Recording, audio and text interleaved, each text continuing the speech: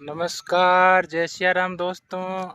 आज आपको ये बागानी खेती के दर्शन करवाते हैं। ये अनार का बगीचा है ग्राम कालड़ी में।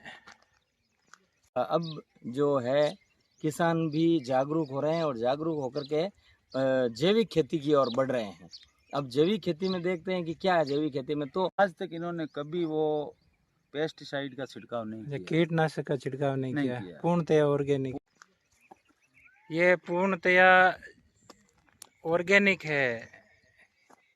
ये जैविक तरीके से फलों का उत्पादन कर रहे हैं।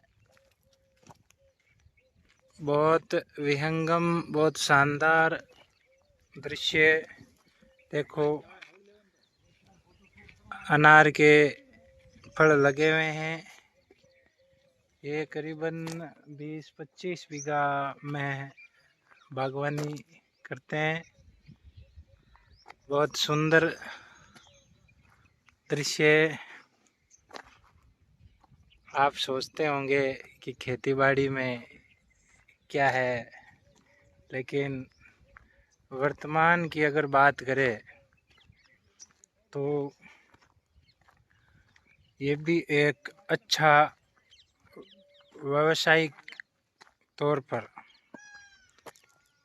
अपनी आय बढ़ाने का एक अच्छा जरिया है।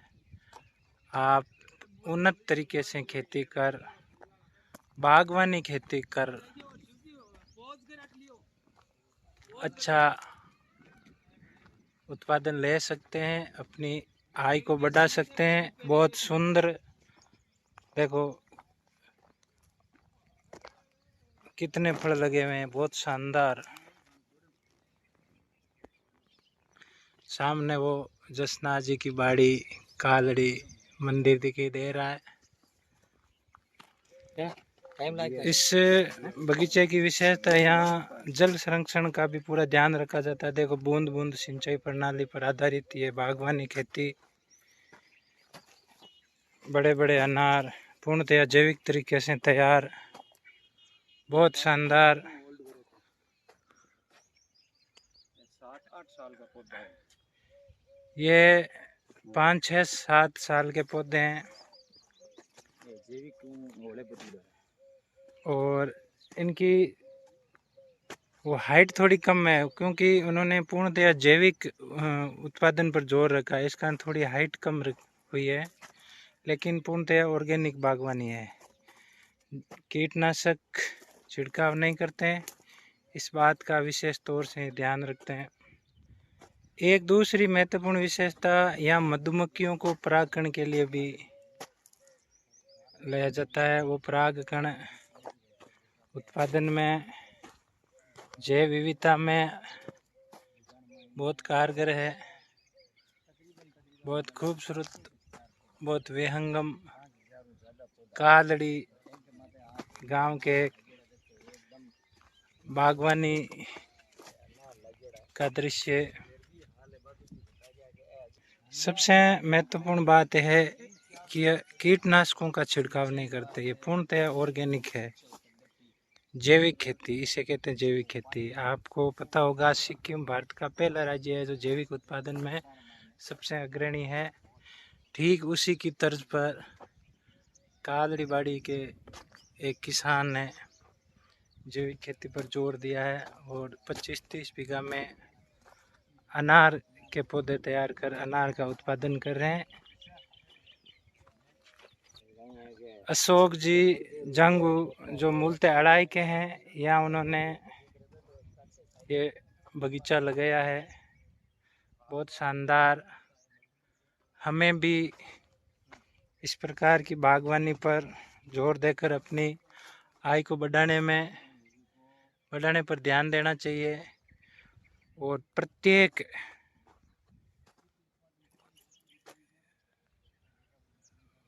मनुष्य को या प्रत्येक घर में हरित घर के रूप में कम से कम 2-4 फलदार पौधे जरूर लगाने चाहिए, ताकि पक्षियों की आवाजाही रहे, उनकी चहचहाहट मिलती रहे और जैव विविधता बनी रहे। मेरे साथ मंगलाल जी देवड़ा जी है। भाई साहब, जैविक खेती की तरफ एक बड़ा कदम है, इस बारे में आपके क्या विचार है? देखिए सिद्धांत जी भाई साहब की दरअसल अपन देख रहे हैं आज की बहुत ही बड़ी आवश्यकता है कि चारों तरफ हम एक आवाज़ उठती हुई सुन रहे हैं। हाँ जैविक खेती इसका सीधा सा कारण ये है कि जो खेती कर रहे हैं जो किसान हैं वो अपने थोड़े बहुत फ़ायदे के लिए बहुत ज़्यादा खेतों में रासायनिक उर्वरक और रासायनिक खाद है जो डाल रहे हैं, रासायनिक कीटनाशक डाल रहे हैं। इससे क्या है कि खेती की जो पैदावार होती है ना, वो पैदावार दूषित हो रही है, वो ख़राब हो रही है और साथ ही साथ खेत की ज़मीन है वो भी। और दूसरे आसपास में जितने भी वृक्ष हैं या फिर कहें हवा पानी सभी प्रदूषित हो रहा हाँ, है जमीन ना? भी बंजर हो रही है ज़मीन और भी कैंसर बंजर हो रही जैसी बीमारी भी हो रही है। तो इन सब से बचने के लिए अब जो है किसान भी जागरूक हो रहे हैं और जागरूक होकर के जैविक खेती की ओर बढ़ रहे हैं। अब जैविक खेती में देखते हैं कि क्या है जैविक खेती में, तो जैविक खेती में जो पारंपरिक तरीके हैं उस हिसाब से खेती करना, खेतों में जैसे कि सबसे पहले खाद की बात आती है। हाँ तो खाद अपने गोबर का और ये कंपोस्ट खाद बना करके ये डालना, है ना? उसके बाद में जब भी कोई मान लो फसल में हरी बीमारी ऐसी ध्यान में आ जाए तो उस समय ऐसी दवाएं जैविक जो स्प्रे। अपने है जो कि जैसे नींबोड़ियाँ है, आक है, धतूरा है, मिर्ची है, लहसुन है, प्याज, ऐसी चीज़ों से बनाई हुई जो है ना कीटनाशक, उनका प्रयोग करके और रोगों को भी भगाया जा रहा है और साथ में अच्छी पैदावार भी ली जा रही है। यहाँ देख रहे हैं आप, यहाँ पर बहुत ही अच्छे एक बहुत बड़ा खेत है और इसमें करीब करीब 6-7 हज़ार के लमसम अनार के पौधे लगाए हुए हैं, साथ ही साथ नींबू के पौधे भी लगाए हुए हैं। एक वहाँ ग्रीन हाउस भी बना हुआ है, लेकिन ग्रीन हाउस में तो अभी कुछ बोया हुआ नहीं है। और यहाँ ये गुंदा का भी पेड़ है, तो गूगल का भी है, और भी छोटे मोटे कई प्रकार के लगाए हुए हैं। हालांकि हाँ, अपन शतावरी का देखते हैं पौधा भी नागौर और है। नागौर के आसपास सब तरह के पौधे पनपते हैं, बस मेहनत करने वाला चाहिए। तो बहुत ही अच्छी एक पहल है किसान हम सबको बहुत अच्छी है जो क्या कि जैविक फसल प्रोवाइड करवा रहे हैं। बहुत शानदार। जैविक खेती के लिए एक और बहुत बड़ा साथ ही ये कदम। जो सिंचाई की इन्होंने व्यवस्था कर रखी है ना खेत में, हाँ ये भी बूंद बूंद सिंचाई पद्धति की कर रखी है, तो इससे पानी का भी क्या है कि दुरुपयोग नहीं हो रहा है और बिल्कुल जो हो रहा है वो प्रयोग ही हो रहा है जल पानी। संरक्षण पर पूरा ध्यान रहे। ठीक भाई साहब, आपको बहुत बहुत धन्यवाद। धन्यवाद जी आपने आपका। जैविक खेती की महत्ता बढ़ाई बताई। आभार भाई साहब। और देखो अब गूगल देखो। भाई साहब बहादुर जी, आप इस बागवान के बारे में या इस खेत के बारे में क्या विचार रखते हैं?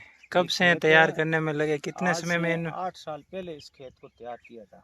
8 साल पहले? 8 साल पहले। अच्छा 8 साल से ही इस खेत में मींगनी की खाद या गाय का गोबर, हाँ, मतलब यहाँ का वो देसी हाँ, गोबर है। देसी गोबर ही इन पौधों में दिया है। अगर हम इस खेत में डीएपी और यूरिया दिलवाते हाँ तो पौधों की ग्रोथ भी ज़्यादा होती और 3 साल में पौधे ये फल देने लायक हो जाते हैं। लेकिन उन्होंने लेकिन इन्होंने पूर्णतया जैविक लिया हाँ तो 5 साल बाद में ये पौधे फल देने शुरू हुए और इन 5 साल बाद में इनका फल लिया है। ठीक है। 5 साल तक अशोक जी ने इंतज़ार किया इस खेत में। मतलब जैविक खेती की तरफ हाँ इनका एक बहुत बड़ा कदम है। हाँ, फिर और इन्होंने शुरुआत में ड्रिप इरिगेशन लगाई। अच्छा, जल बचाने के हाँ, क्षेत्र में जल जल बचाने संरक्षण का एक जल शानदार संरक्षण तरीका। के ओर। फिर आज तक इन्होंने कभी वो पेस्टिसाइड का छिड़काव नहीं अच्छा, किया। कीटनाशक का छिड़काव नहीं नहीं किया, किया। पूर्णतया ऑर्गेनिक है। पूर्णतया ऑर्गेनिक का छिड़काव करते हैं एकदम। और आजकल ये 2-3 साल हो गए हाँ मधुमक्खियाँ ला करके छोड़ते हैं अच्छा, परागण के। परागकणों के लिए हाँ, मधुमक्खियों को परागण लाते के हैं। लिए मधुमक्खियाँ ला कर ये छोड़ते तो हैं। बहुत अच्छी बात है, तो जैव विविधता के क्षेत्र में और भी अच्छा कदम है। रानी मधुमक्खियाँ लाते हैं और वही आगे से आगे इनका आगे परागण करवाते हैं। बहुत शानदार भाई साहब। और बहुत ही जैविक तरीके से किया हुआ है और इनका स्वाद भी अलग है पौधे में। मतलब ये फल हाँ अधिक रसीले होते हैं। हाँ, रसीले होते हैं, टेस्ट अलग होता है। इनका टेस्ट अलग होता है। ये जैविक खेती की तरफ एक बहुत शानदार कदम। पहले यहाँ से ये देखो। हाँ, ये गोबर खाद यहाँ पर बहुत बड़ा क्या डेयरी थी जो ये इन पौधों में डालकर बनाई। उधर में आपको वो बड़ी बड़ी टंकियाँ दिखाई देती होगी, जैविक स्प्रे तैयार करने के लिए वो बड़े बड़ी टंकियाँ हैं जहाँ से जैविक स्प्रे तैयार करके इस स्प्रे मशीन के द्वारा इस पूरे खेत में स्प्रे किया जाता है। जो यहाँ काम करते खेत में वो भाई साहब पधारे हैं। बहुत सुंदर